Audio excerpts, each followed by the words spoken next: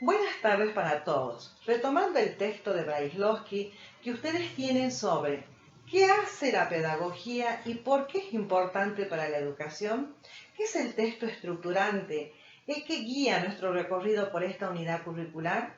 En esta oportunidad me detendré en el párrafo donde cita a Estanislao Antelo, en la definición que da este sobre educación y por qué nos vamos a detener aquí. Porque tengan presente ustedes que en la comunicación anterior habíamos consentido que la pedagogía es una reflexión sobre la educación, sobre el hecho educativo. Entonces vamos a tratar ahora de ver qué es la educación. Y para esto vamos a tomar la definición de Estanislao Antelo, que en su obra La pedagogía y la época llama educación al conjunto que se reúne alrededor de las operaciones históricas tendientes a la acogida, cuidado y formación y modelado del cachorro humano, a partir de la transmisión más o menos programada de un fondo cultural común de conocimientos. En este mismo texto, Estanislao Antelo afirma que el conocimiento es el significado social de símbolos construidos por los hombres en una época dada, que tienen como característica relevante ser intercambiables, adquirido de los mayores mediante el aprendizaje y que proporcionan medios de orientaciones humanos. Antelo utiliza términos como cachorro humano, operaciones históricas o medios de orientación. Esta definición con una finalidad muy específica y tras destacar muchas otras palabras que fueron consideradas menos apropiadas. Emplea el término cachorro humano y no el de niño, con el objeto de entablar una visión del sujeto que no estereotipe sus rasgos infantiles y poder verlo desde una perspectiva más amplia. La expresión cachorro humano sugiere nacimiento, llegada al mundo, el estado de una especie de animalidad que demanda ser humanizada, como ya se ha planteado en el campo de la pedagogía por Comenius. El conocimiento que ofrece el acto educativo sirve para orientarse en el mundo. Por otro lado, nos invita a pensar que si el mundo cambia, y en principio estaremos de acuerdo en que si cambia, lo hace cada tanto tiempo, los medios que harán falta para orientarse en él también van a cambiar. Es una definición entonces que es sensible al carácter histórico de la educación. El cachorro humano es un no adulto.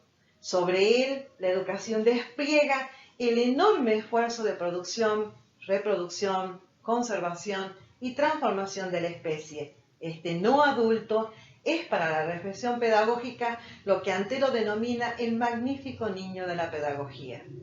El magnífico niño de la pedagogía no es este o aquel niño de tal o cual edad, de tal o cual tamaño, sino el nombre del soporte material indeterminado, condición indispensable para que una educación tenga lugar. Vamos a entender por educador a todo adulto atento que se dirige a su magnífico niño, este no adulto, con el objeto de hacer algo con él, queriendo y esperando algo de él. Un educador es quien desea intervenir y provocar determinados estados en los otros a través del reparto sistemático de conjunto de significados pacientemente acumulados. Estos significados perfectamente históricos, o sea que responden a un determinado momento histórico, o son productos de determinados momentos históricos, han sido y son motivo de disputa. Es a partir de este enorme esfuerzo educativo que la pedagogía arma sus coordenadas básicas. Ahora, ¿cuáles son estas coordenadas básicas? Las tres que voy a enumerar y que aparecen en la historia de los estudios pedagógicos casi como invariantes. La primera de ellas es el carácter indeterminado, incompleto y perfectible de la cría, que a diferencia del animal no viene hecha. Este es el sentido que el estudio de la pedagogía encuentra en Rousseau y en Kant, cuando estos afirman que somos lo que la educación ha hecho de nosotros. O el hombre no puede hacerse hombre más que por la educación. O no es más que lo que ella hace de él.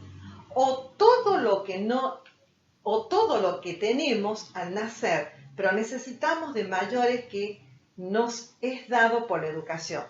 La falta de ser o la humanidad faltante en el cachorro es instituida de manera provisional por las prácticas que hemos mencionado, es decir, las prácticas educativas. El concepto de educabilidad intenta, con éxito dispar, atrapar esta operación. Si el cachorro no tiene en potencia la humanidad, esta es el resultado de una intervención, cuyo producto final nos está vedado anticipar. Uno de los nombres de esa intervención es la educación, y una institución de configuración reciente ofrecida a los cachorros humanos a tal fin es la escuela, un principio genealógico que por un lado indica la tensión siempre renovada entre los muertos y los vivos, la tradición, la innovación, la conservación y la transformación, la transmisión y puro intercambio de información. Por el otro, en tanto, la experiencia humana no es una rama de la zoología, es irreductible a su infraestructura biológica. La institución de humanidad es materia exclusiva de otros humanos particulares, mayores, viejos, guardianes, custodios, sabios, otros que ya estaban antes, capaces de advertir el estado de niño, prácticamente esenciales del auxilio ajeno. Este saber instituyente, labrado a golpe de herencia, legados e infidelidades, se les supone a estos adultos y se les concede socialmente. El monopolio de este saber se legitima y sedimenta a partir de la creación y funcionamiento de máquinas, alianzas históricas, y la más reciente de ellas es la escuela. ¿Qué hubo de consolidarse en sintonía con el Estado-Nación y la familia?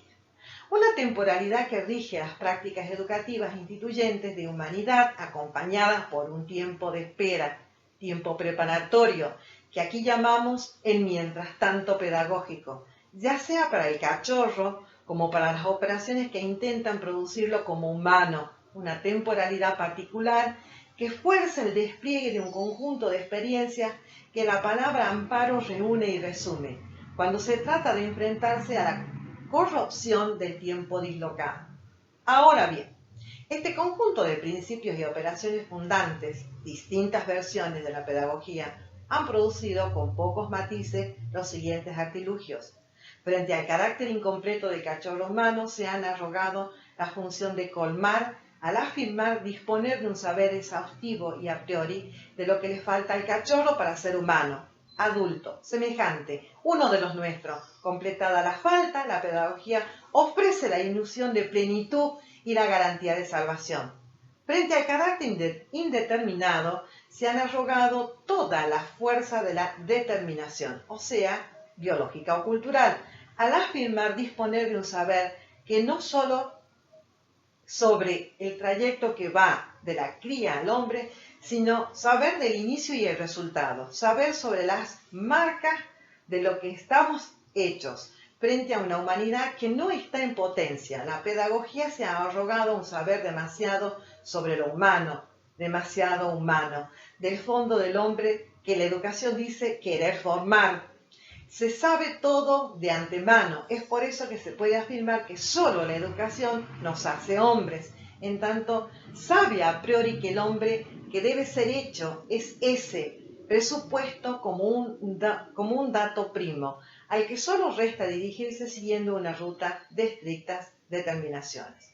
Frente al principio genealógico y la diferencia generacional, se han arrogado disponer de un saber inexorable, inalterable, de un canon, de una autoridad, una tradición, un destino y un fin y un final, un saber sobre un pasado que siempre fue mejor, un saber sobre unos cachorros que antes siempre fueron mejores, pero también se han arrogado un saber entusiasta sobre las novedades y las innovaciones, cimentando la descalificación de toda tradición y de una dudosa esperanza que valida solo lo actualizado mientras condena a un pasado que ya nada nuevo puede decir, o reclama a viva voz restauraciones y retorno a paraísos de dudosa existencia. La pedagogía, a la hora de definir, no solo sabe sobre el tiempo que habrá de habitar frente al largo plazo de las operaciones educativas, la espera y el mientras tanto, se han arrogado, por un lado, el dominio del mezquino ahora, del presente innacible, e incluso la quimera que pretende enseñar el futuro y un saber apresurado sobre el final que siempre será un buen final, un final feliz. En esta oportunidad, además de la lectura del texto de Antelo, les propongo ver y escuchar una conferencia de una pedagoga argentina, Silvia Serra, que se dictó en el marco de un encuentro de cátedras de pedagogía que se realizó en el año 2019, que es una aproximación real a cómo se piensa, cómo se hace la pedagogía, para que podamos pensar juntos un planteo puntual de la pedagogía y lo podamos vincular con las preguntas que dice Daniel Brajlowski en su texto, que se formula la pedagogía, e incluso con algunas de las racionalidades que él menciona. Por eso haré algunos avances antes de que vean la conferencia. En primer lugar, lo que va a plantear esta pedagoga son algunas preocupaciones, o va a poner el reparo acerca de un supuesto, una idea que está dando vuelta en muchos textos respecto de que el fenómeno de lo escolar ya no sirve. Por formato escolar me refiero a la escuela simultánea graduada y obligatoria.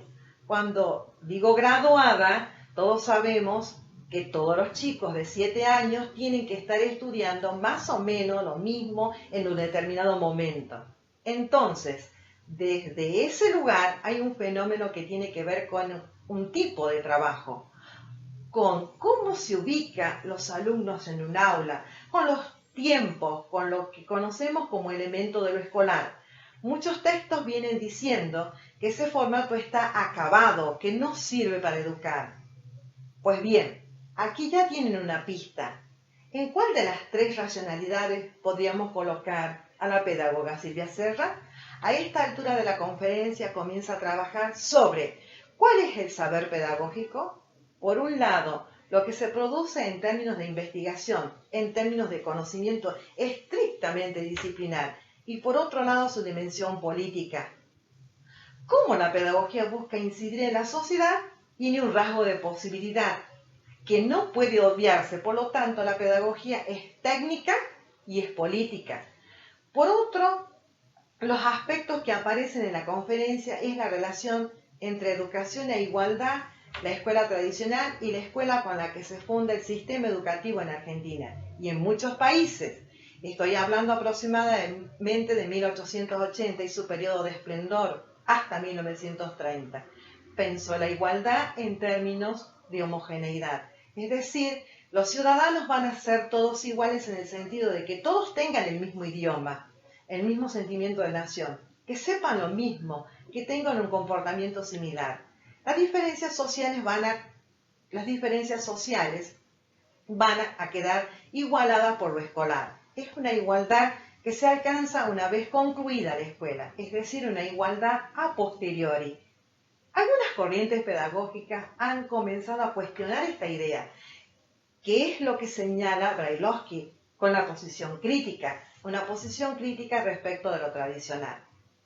Bien, hasta aquí mi aproximación a lo que expresa Silvia Serra. Los invito a verla y a trabajar con las conceptualizaciones por ellas vertidas en estas jornadas de trabajo académico. Bueno, hola a todas, todos.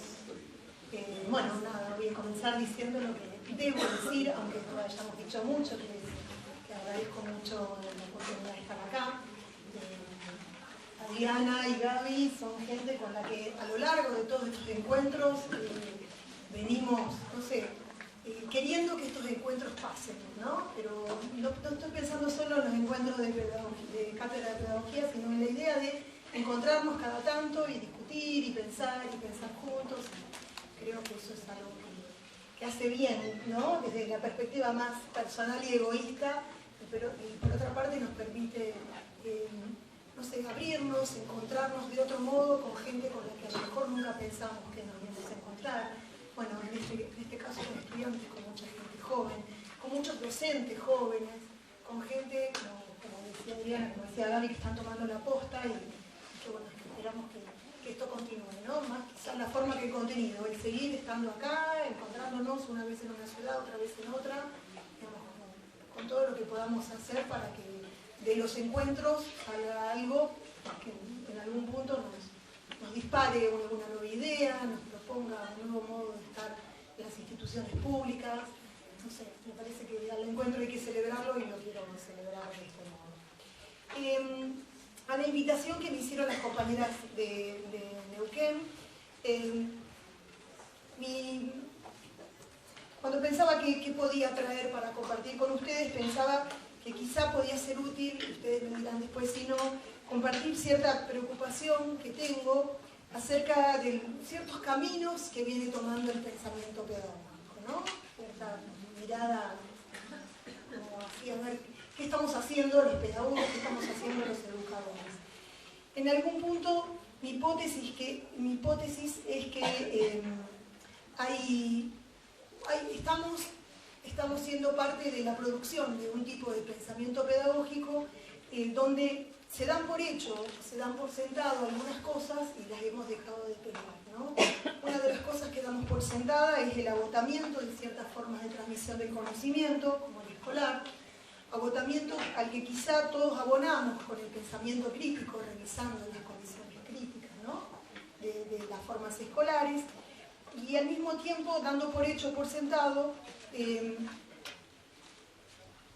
los discursos que vienen a ocupar ese vacío, ¿no? El vacío que produce el agotamiento, valen, ¿no? Entonces, estas preocupaciones las traigo en función de algunas cosas que históricamente pensamos juntos en los encuentros de cátedra de pedagogía y pensamos cuando discutimos qué es el saber pedagógico. Y ahí sitúo nomás dos coordenadas muy rápidas, que es que cuando hablamos de qué es el saber pedagógico, de qué está hecho, nos encontramos, por un lado, con una disciplina que es semejante a cualquier otra disciplina de conocimiento, que se maneja con sus reglas, donde se produce conocimiento, se investiga, etc.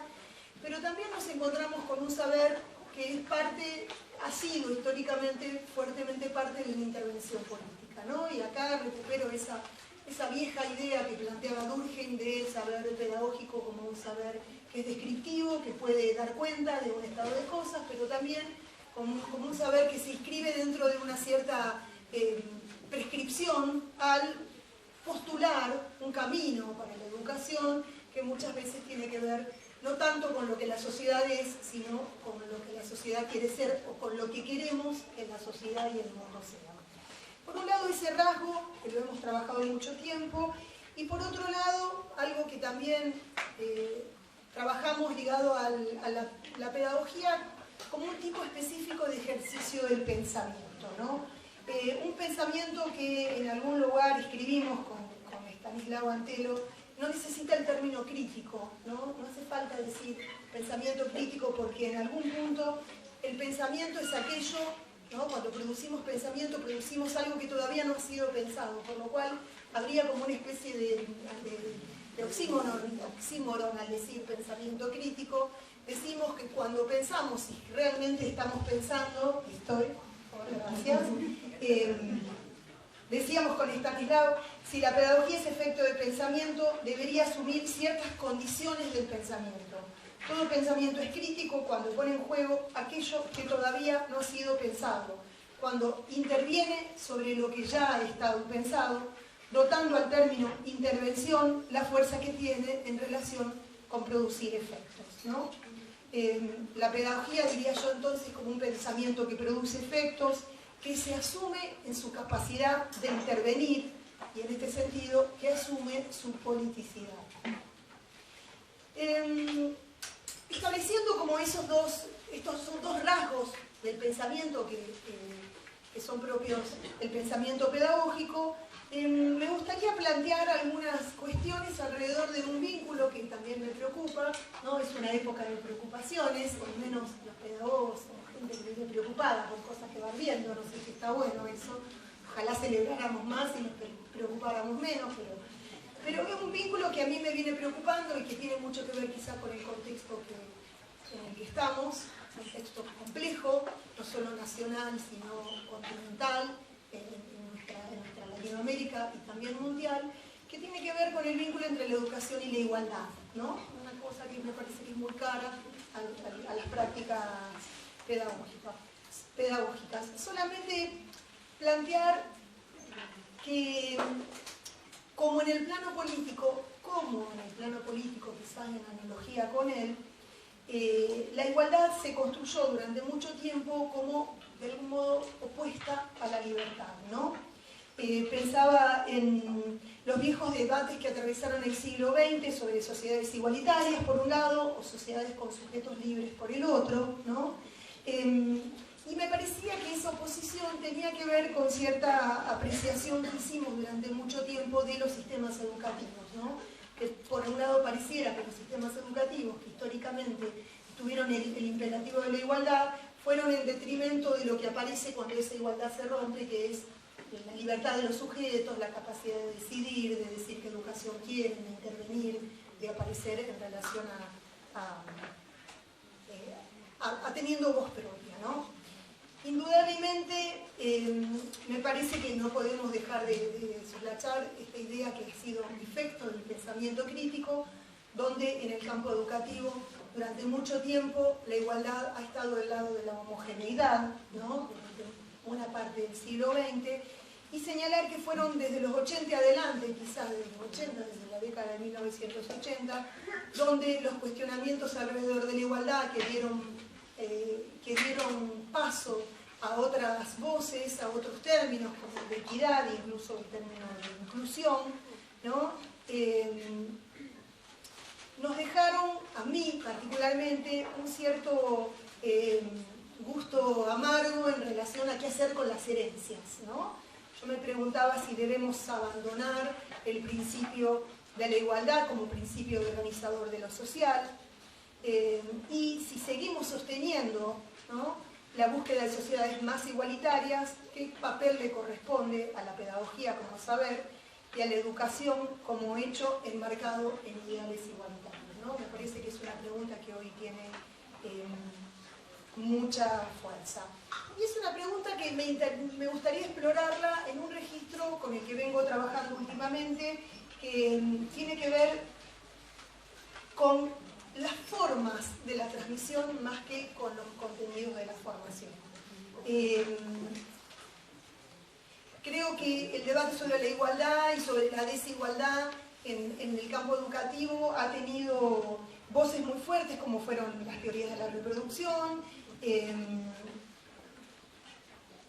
y durante mucho tiempo hemos sostenido la idea y hemos señalado, por un lado, la homogeneización y por otro lado, la producción de la desigualdad.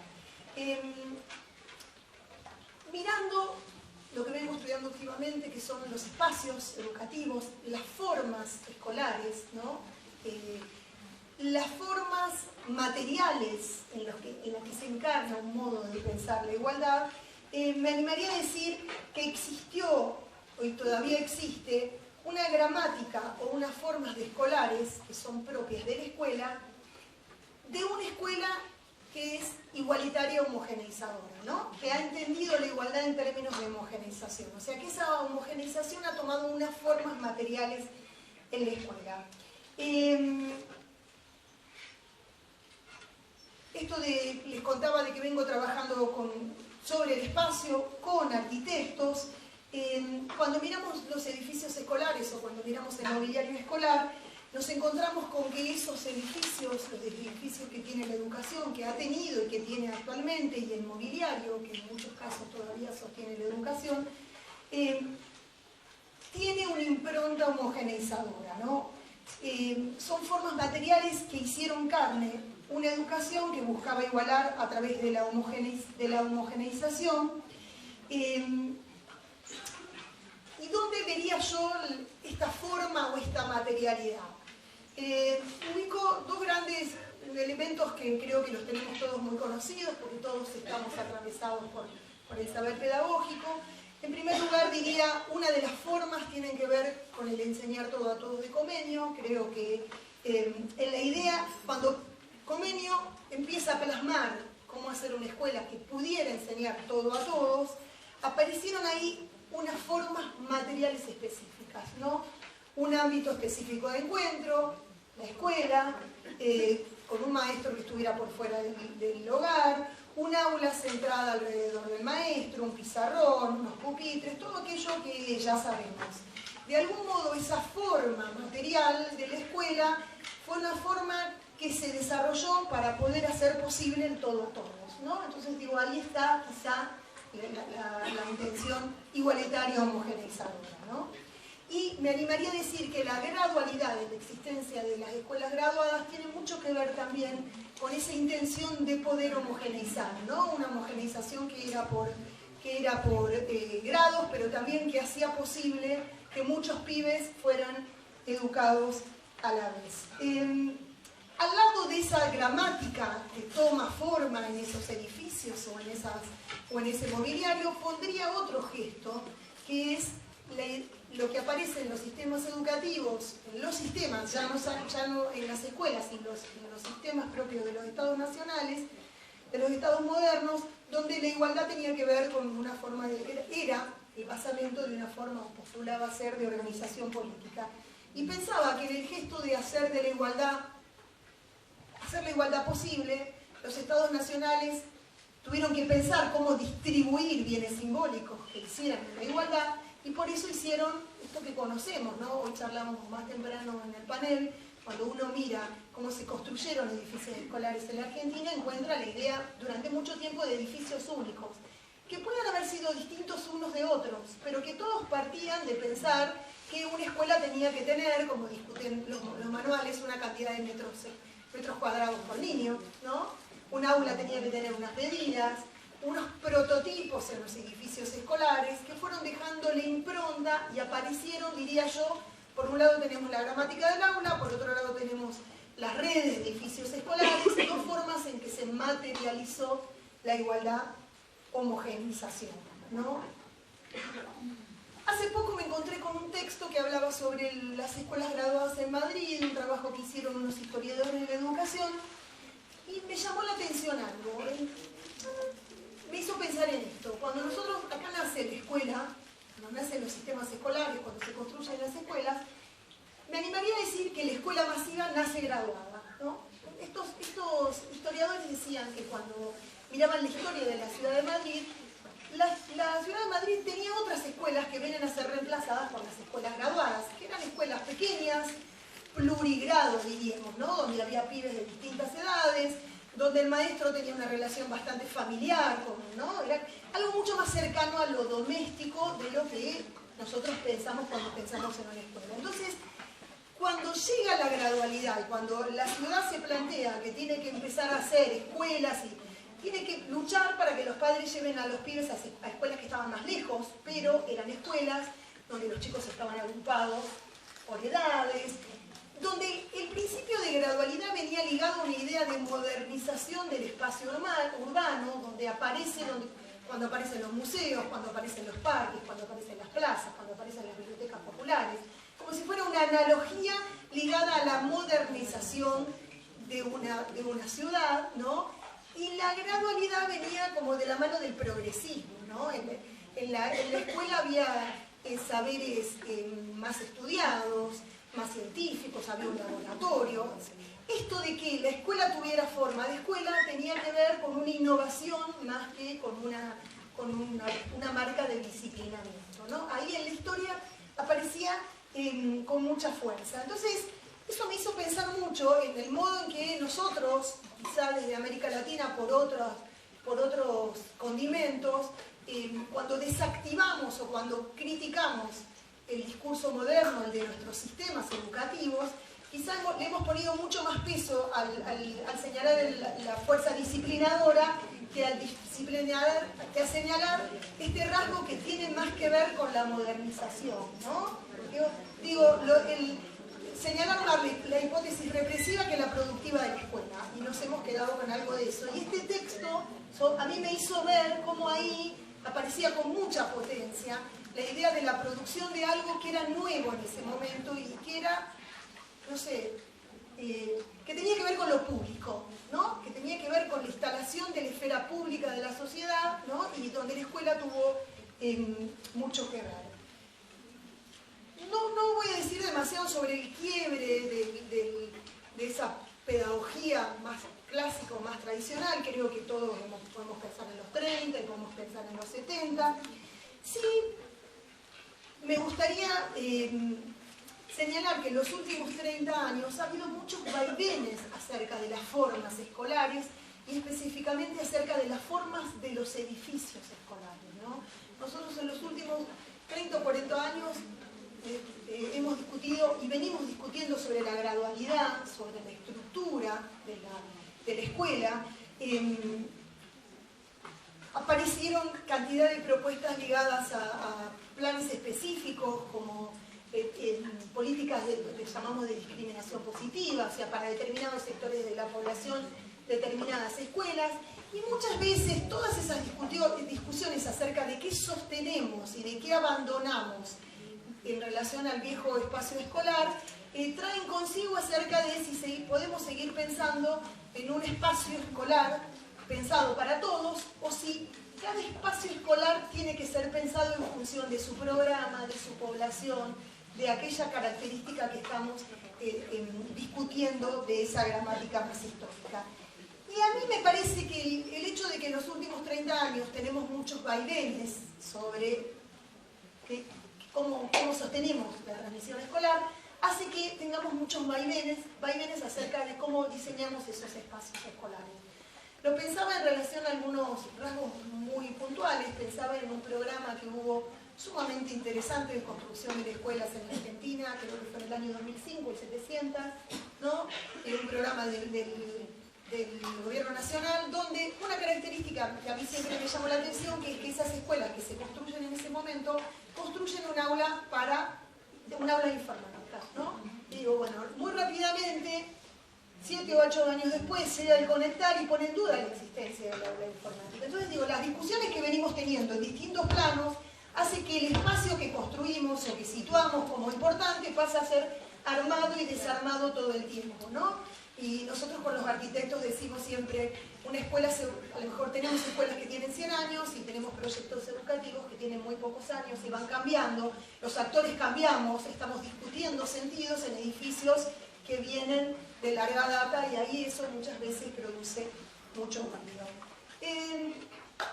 Cuando miramos qué se perfila para un edificio escolar hoy, hace poco menos de un mes estuvimos reunidos en Córdoba, un grupo de gente que venimos trabajando, espacio escolar, arquitectura y educación conjuntamente, y nos encontramos que existe una especie de tendencia, un imperativo, digo yo, a que el espacio escolar que se proyecta sea capaz de recoger características como que sean espacios flexibles, que hagan a los individuos autónomos, particularidades de quien aprende, ¿no? Que todas estas discusiones estén atendidas por quien proyecta el espacio, ¿no? Hay una arquitecta estrella, ¿no? Yo me enteré después porque era estrella, pero digo, bueno, voy a sostener igual algunos ejemplos de ella, que es una arquitecta que creo que es danesa, que es una arquitecta que armó es parte de la proyección de un grupo de escuelas que se llaman escuelas Vitra, las pueden googlear y mirar las formas, que se llama Rosanne Bosch, es una arquitecta que después, digo, de haberme sentado con su palabra, me enteré que había sido invitada por el gobierno de Macri, no sé si de Nación o de Ciudad, para hablar de la producción de escuelas en la Ciudad de Buenos Aires, y digo, uy, traer como un ejemplo macrista me da como un poquito de... como lo tenemos ahí débil y le pegamos, ¿no? Pero digo, bueno, me parece que me llama la atención que muchas de las cosas que esta mujer plantea, más allá de que Macri la haya invitado, vienen produciendo sentido común en los actores de la educación. Entonces digo, bueno, nada, me enteré después que vino con Macri. Y de cualquier modo me parece que podemos ponerla en el medio y discutirla. Esta mujer, en una entrevista que le hacen, le preguntan ¿qué priorizás en el diseño de una escuela, de un aula? Y dice, nosotros no hablamos de aulas, sino de paisajes de aprendizaje. Cada paisaje es un espacio diferenciado que hace posibles situaciones diversas y distintos procesos pedagógicos.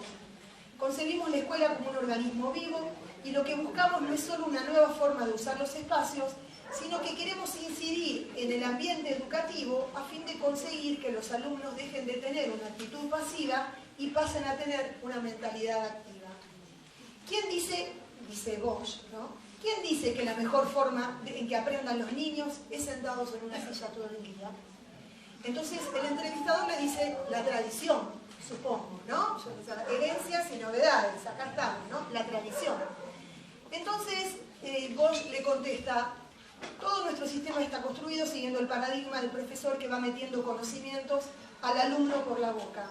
Lo que nosotros tratamos de llevar a cabo es un cambio de perspectiva, donde la responsabilidad del aprendizaje es compartida con los alumnos y es función de la escuela y de los padres enseñar a saber manejar esa responsabilidad, ¿no? Esto es lo que ella plantea. Bueno, si ustedes ven, las escuelas que ella diseña, tienen muchas diseñadas y construidas, más de 20, son escuelas bellas, bárbaro, son escuelas bellas, ¿no? Llenas de almohadones y sin paredes, ¿no? Y escuelas que a uno, pedagogo, le llaman la atención y dirán, wow, ¿qué pasa con estos ambientes de aprendizaje, con estos paisajes?